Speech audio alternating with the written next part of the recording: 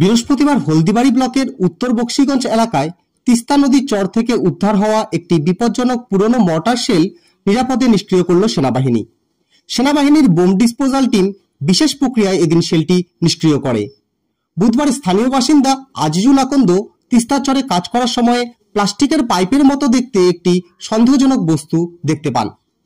তার ছেলে সেটি নিয়ে আসার পর দেখা যায় বস্তুটি আসলে একটি সক্রিয় মর্টার শেল। দ্রুত স্থানীয় পঞ্চায়েত সদস্যের মাধ্যমে পুলিশে খবর দেওয়া হয়।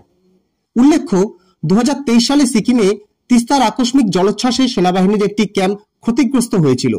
বিপুল পরিমাণ সামরিক সরঞ্জাম সেই সময় জলে ভেসে যায়। অনুমান এই মর্টার শেলটিও স্রোতে ভেসে সুদূর বক্সিগঞ্জ অঞ্চলে চলে এসেছে।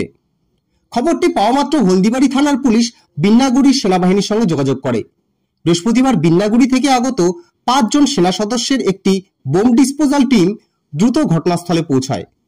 পুলিশের সহযোগিতায় শেলটি তিস্তা নদী সংলগ্ন 7.5 নং স্পার এলাকায় নিয়ে যাওয়া হয় এবং সেখানেই অত্যন্ত সাবধানে নিষ্ক্রিয় করা হয়।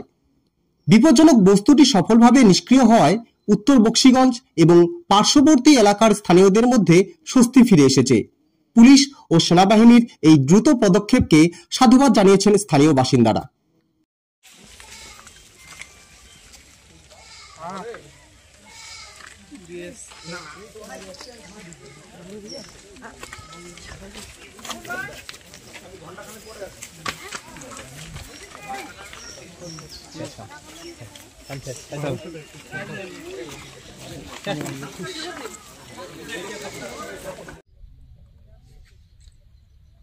Week